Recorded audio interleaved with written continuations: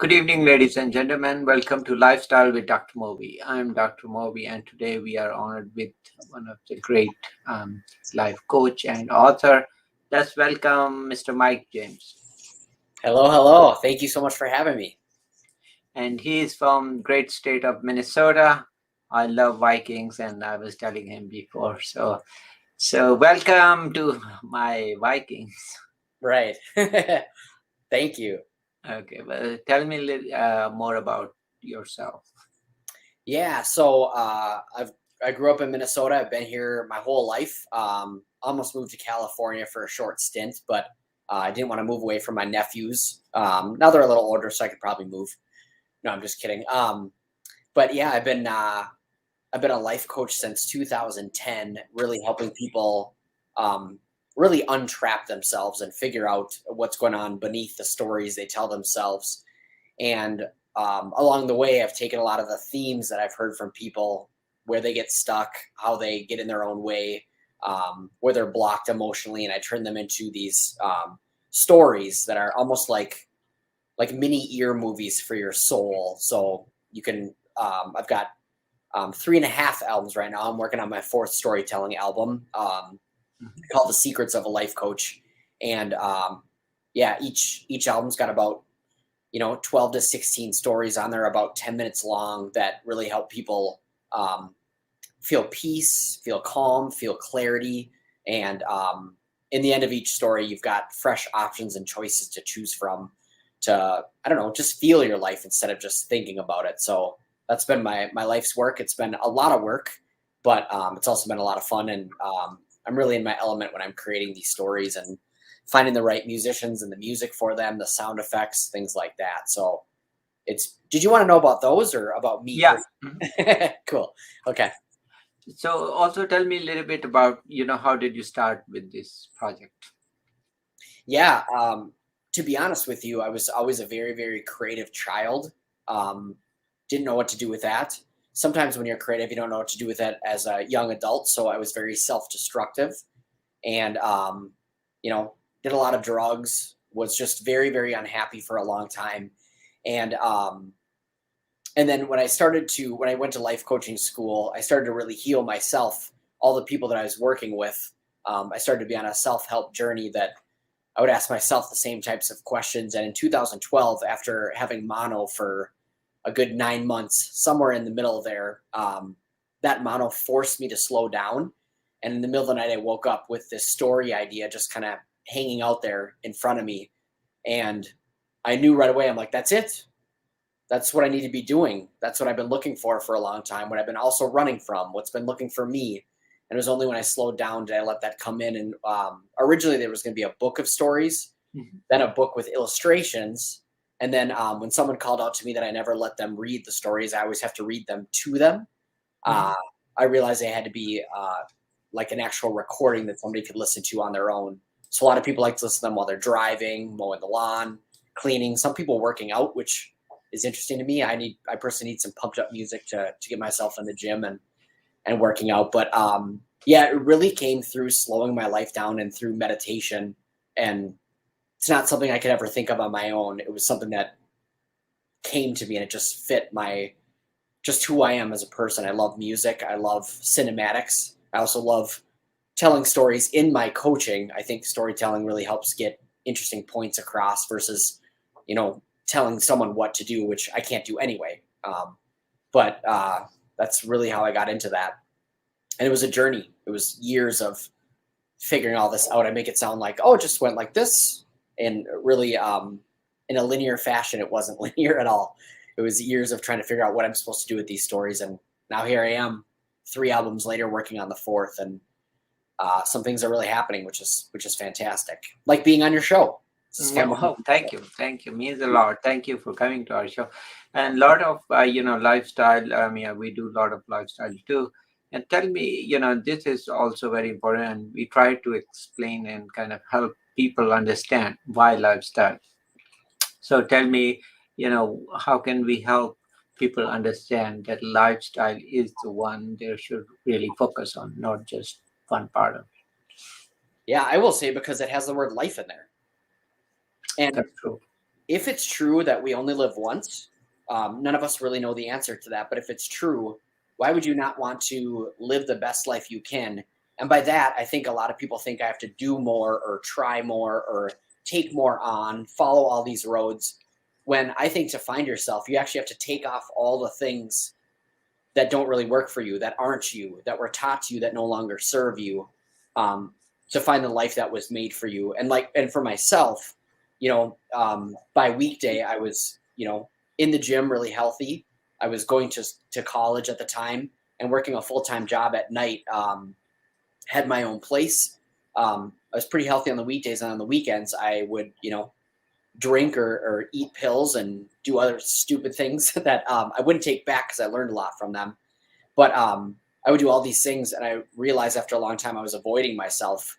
And by finally, taking off the things that weren't working for me, I got to find the real me and the things that were available to me to have a partnership with, have agreement with, and then act on and work towards. So it's been, I just think, you know, we're all taught to, follow this road or try this or do more when I think it's doing less. And it's just removing the things that don't actually work for you, the people that no longer fit into your life anymore. Sometimes they naturally drop away. Sometimes they don't go away without a fight. Um, but it really comes down to this identity, who we actually are. A lot of times is underneath all the things that we think we should be and how we portray ourselves to the world, whether it's, putting on polite costumes, putting on societal masks, things like that. That's how they are, and the real you's underneath those things. Mm. Okay, yeah, that is true, for people to understand. So there is, of course, gratitude, which is the most important thing. People don't realize that we get one life to live, and also we are blessed. I mean, there are what did we do to deserve that, to be actually here?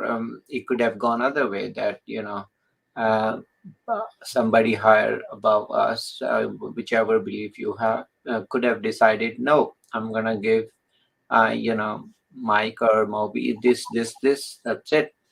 And could we do anything? Absolutely not. Right. Right, and it's interesting because none of us actually chose to be here. I Yeah. believe we were chosen. I mean, we're here. We Yeah. didn't. We didn't have a choice. We came into the world, and I think it's set up like that gratitude piece is huge. Every night before I go to bed, personally, I always say to myself three things I was grateful for today, and I think it's especially important too when you go through something hard to really figure out one thing you're grateful for in that hard. Now, easy for me to say. I have not had a child who has died. I haven't had a lot of major tragic things happen. I was just terrible to myself for a long time, but that gratitude piece can really, it's almost like the umbilical cord to the universe. um, Direct communication through that gratitude. So I hear you on that one. Very, very important. Yeah, because it could have gone other way around too, and so we should be thankful what we have, and there are many things which we don't have, so that is also true. Yeah. And we should just make best, but I think it's our responsibility to take care of things which we have, which is our health, number one reason, right? So we need to take care of those, and make sure we take best out of, for us, and for you. So if we want to enjoy life, we really need to take care of this, not taken forever and for taken for granted that this body will always work, uh, no matter what we do it to it. No, absolutely not. So Yeah. I love that you said the body too, because a lot of people, the body gets ignored because we're in our heads when it should be yeah. the opposite. If we listen to our body, our feelings, our emotions, where trauma is stored, that when we focus on that, our head can get more aligned with it. But we're taught in our culture, oftentimes, I don't mean to generalize, that we're taught to do the opposite, to think positive, Gratitude is different than thinking positive. You could even be thankful for the things that feel negative, but yeah, we're taught to always smile in a society where, how come we're Mhm. always smiling at each other when we're really, really sick and really, really ill? And there's a lot of mental illness and physical ailments that are interrupting the body. And one thing I've been diving into recently is becoming a breath work um, coach as well, to include in being a life coach and with the story. So I've got this great, I can walk someone through a breath work session, play one of the stories for a visualization afterwards, and it really can pull out some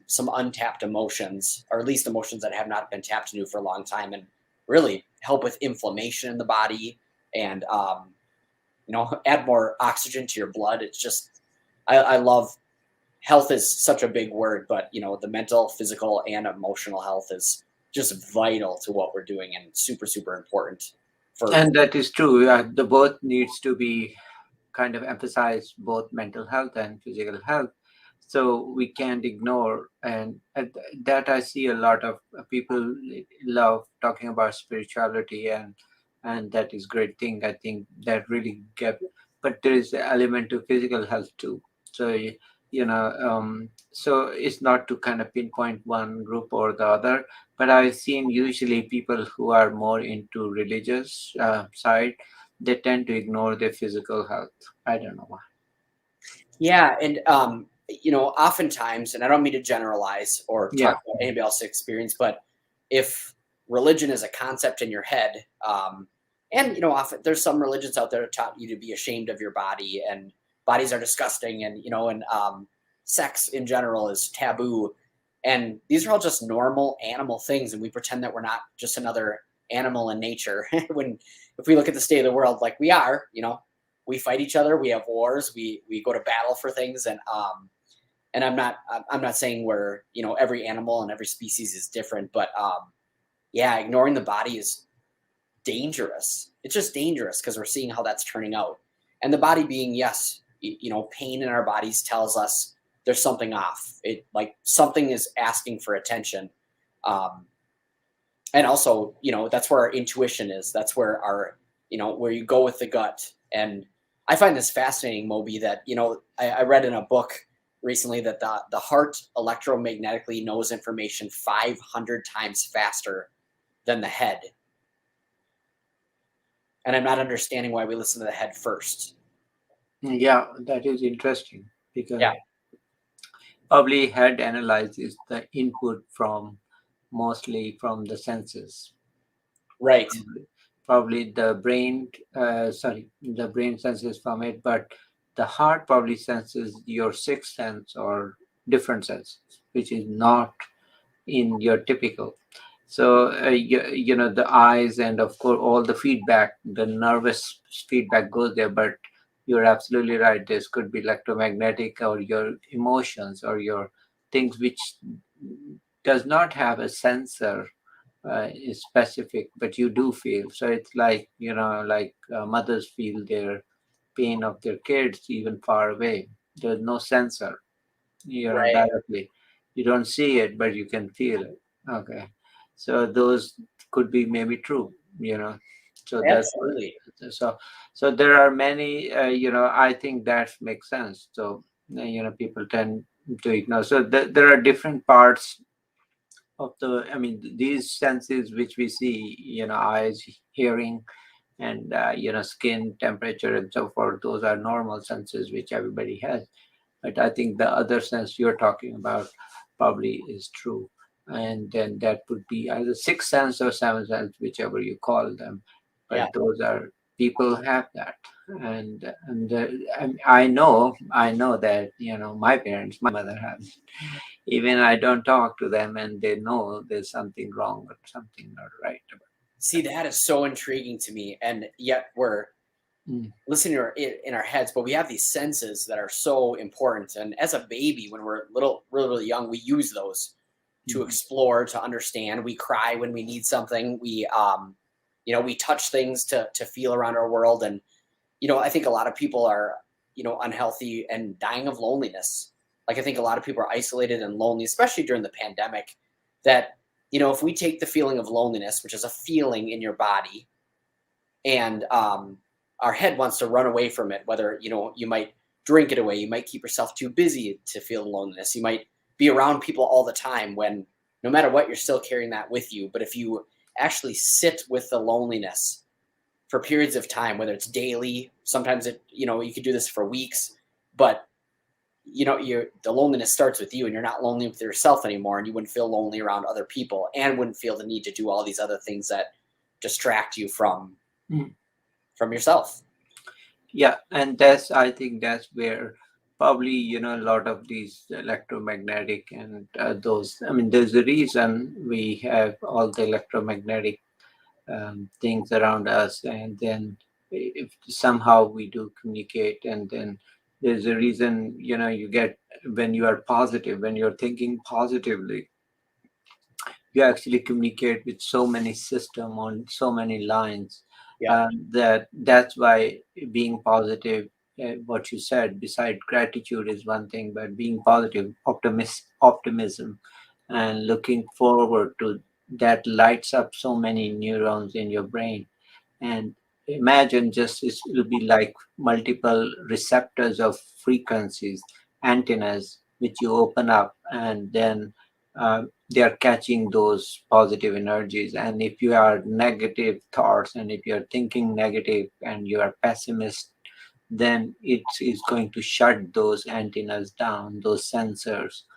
And that's how our body works. Body is very complicated. Yes, there is one physical part which we see, and but physical has many layers to it, and that there is, it is such an important concept. I say, that's why it's important to go out, communicate with the nature, be positive.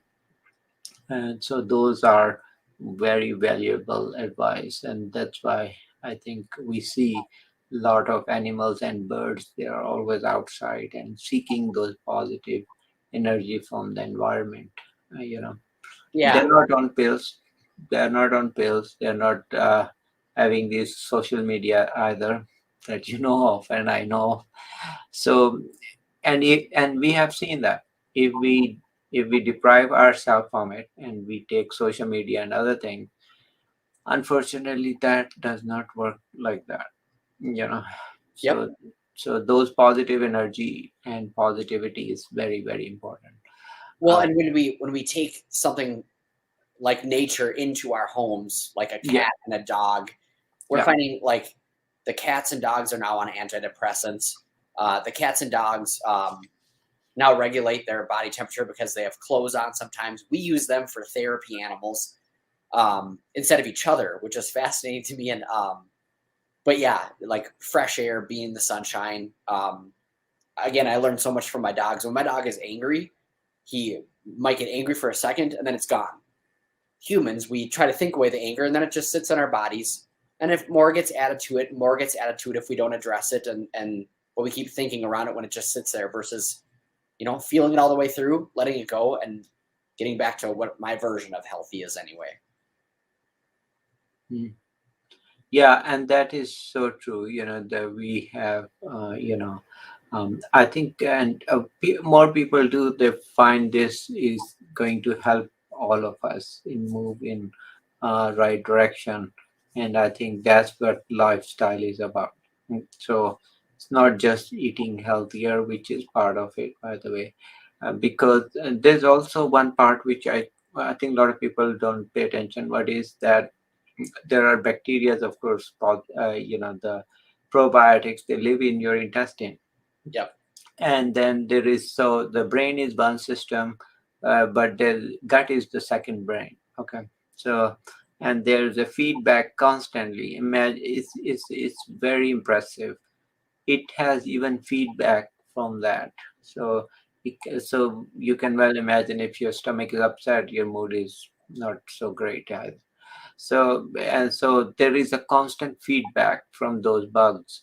They produce substances which make us happy, relax, and so forth.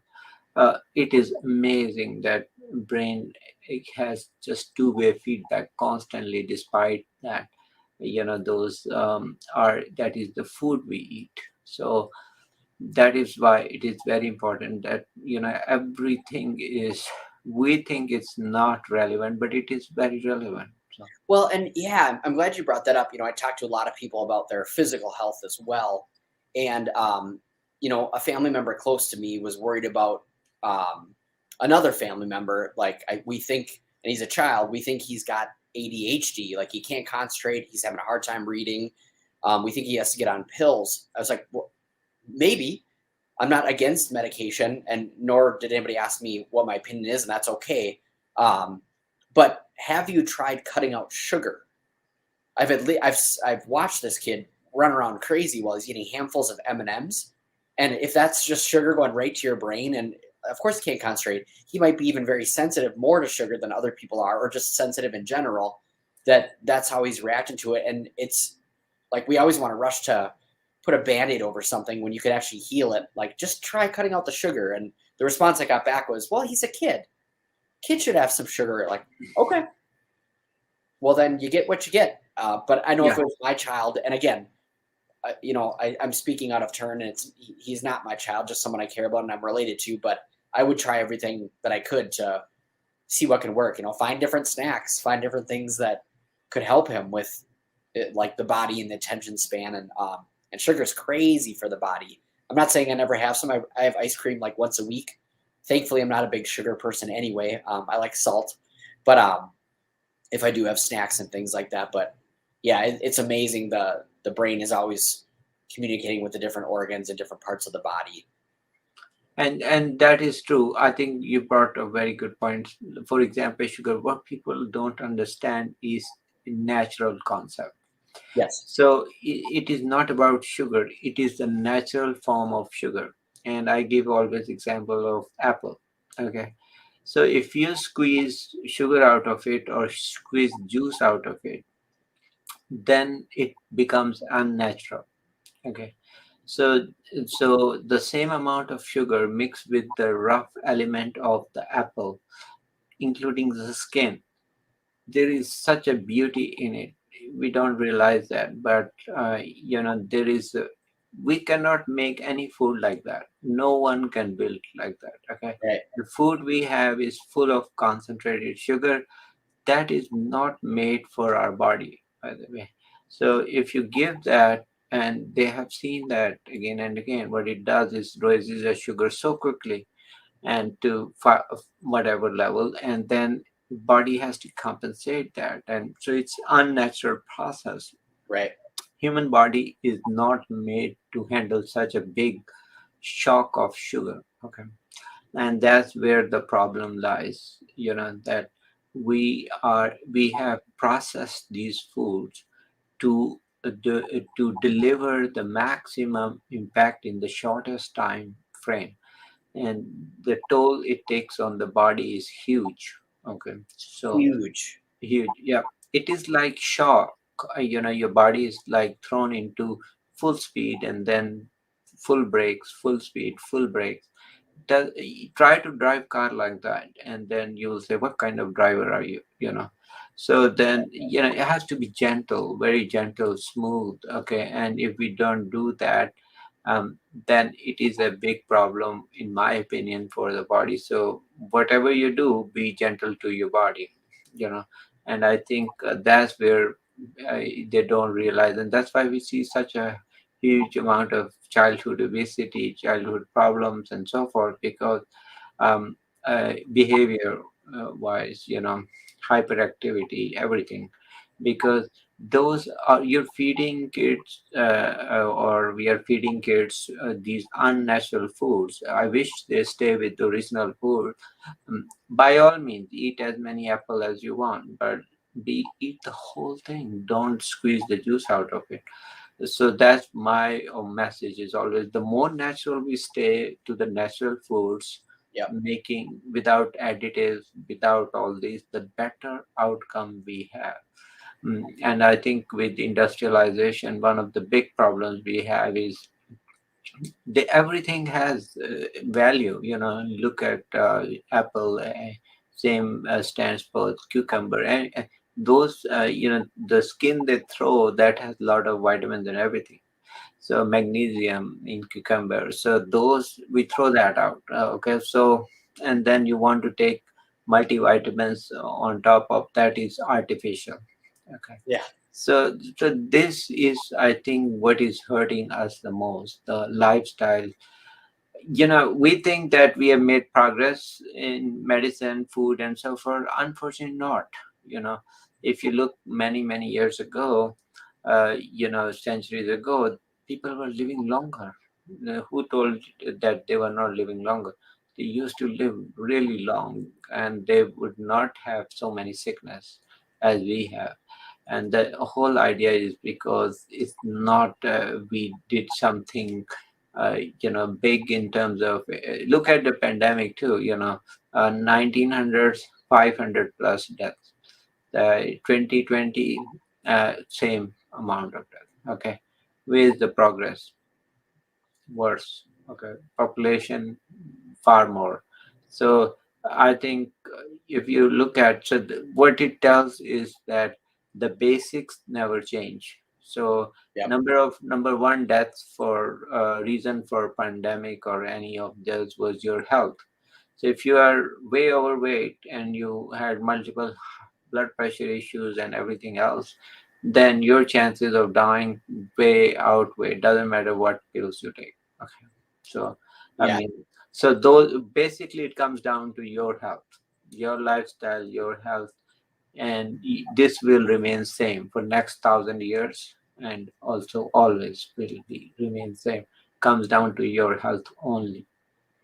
And again, if we don't choose to be here, it's almost like a privilege. Something brought us here. Why would you not treat that in your Yeah. body with the utmost respect? And again, coming from someone who I work hard, I like to work out, I like to meditate. I do Mm. love yoga. I don't do that enough. I do my breath work. Mm. I get a lot of rest, and I eat healthy 80% of the time. And I do have some meals where I have a cheeseburger or Chinese food a couple times a week. But for the most part, I want to feel good. I want to be clear headed and clear hearted um, and help people do the same thing.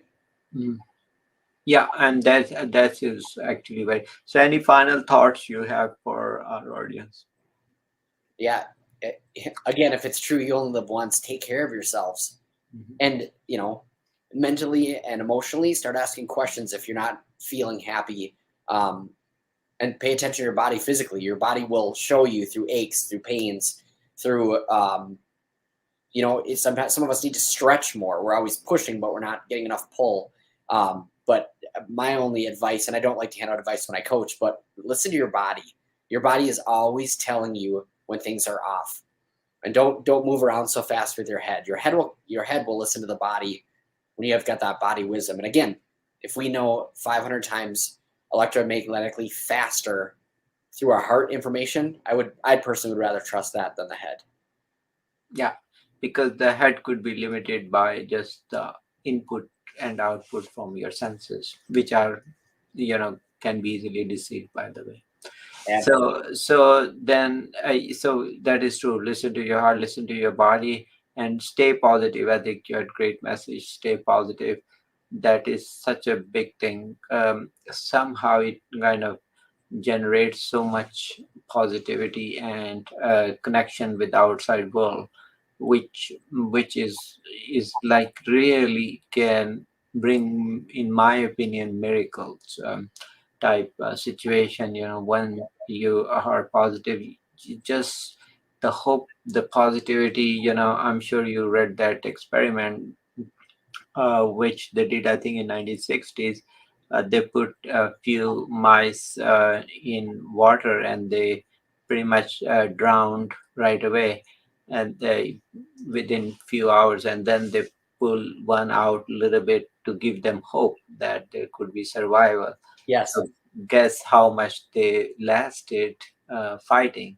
Probably 8 or 10 times more than actually 3 days yeah, before that was they like 2 or 3 days or something yeah, like that. Yeah, yeah, before they drown, because that positive energy, positive message really triggered this unimaginable thing, response from your body, and that's what hope and positivity does to you. Yeah, one of my favorite books, The Alchemist, one of my favorite phrases in there is most people give up while crossing the desert. Most people give up before they see the tops of the trees. And don't give up.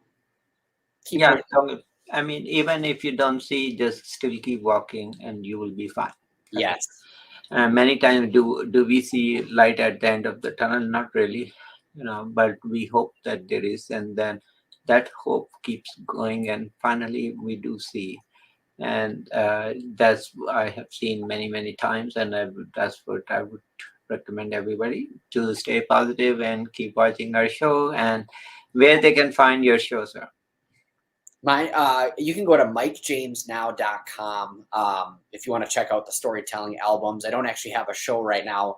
I like being on shows like this, so I really appreciate your time and thank you so much for having me. And yeah, if you're interested in coaching, breathwork sessions for healing, or just some great stories that'll help you feel your life versus thinking about it like we're talking about, you can go to mikejamesnow.com. Okay, well, take care and good night. Thank you for coming. Thank you so much. Take care.